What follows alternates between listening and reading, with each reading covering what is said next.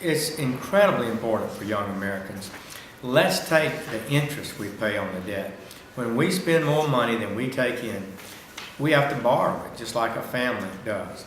And we have to pay interest on the money that we borrow. Last year, our interest was $170 billion in 1 year. The total aid to education in America is less than 100. Federal highway aid is about $40 billion. So you can see there how large it is. But the most dramatic thing that I've seen, I think, in looking at our future is that according to the Congressional Budget Office, and they're scoring and analyzing the budget submitted by President Obama, in 10 years, the interest in 1 year will be $800 billion. That crowd, that's bigger than the Defense Department, will be just about the biggest discretionary expenditure in the entire budget. And it crowds out money that the next generation would be using for their own benefit.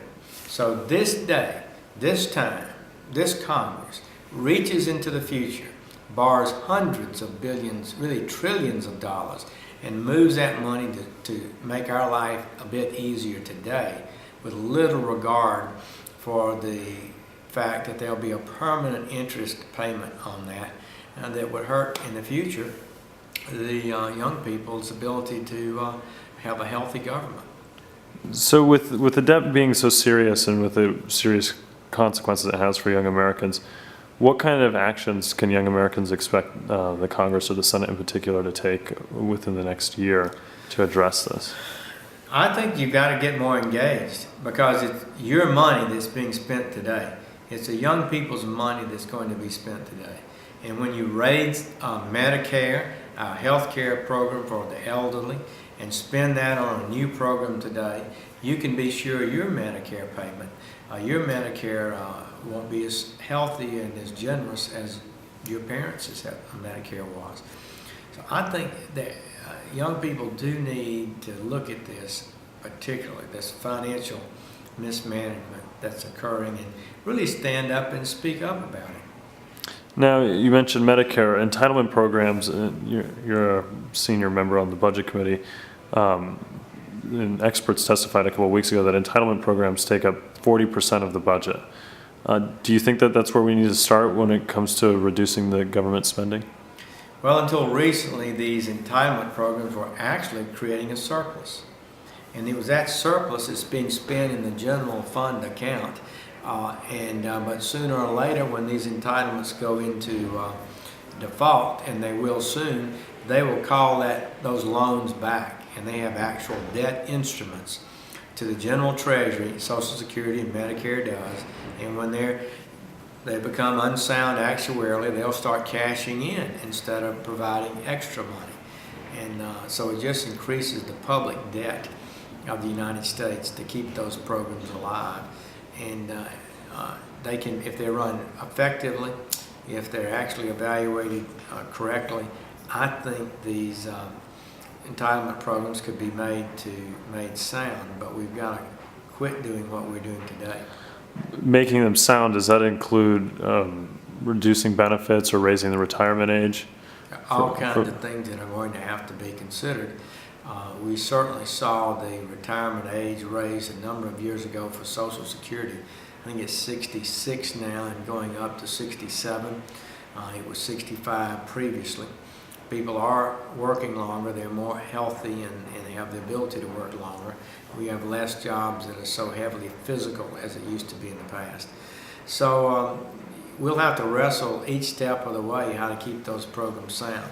You can raise taxes, you can raise your Medicare or Social Security payment, you can eliminate abuse and waste, you can do a lot of things that could help keep it on a sound path. Without major reductions in benefits or major tax increases. Now, moving forward with this year, how can the Congress work together as far as Republicans and Democrats? There's a lot of talk in the media about partisanship. Did you support the Fiscal Commission? If not, what other ways can Republicans and Democrats work together to address this issue? We do need to work together. I think there is some understanding about it.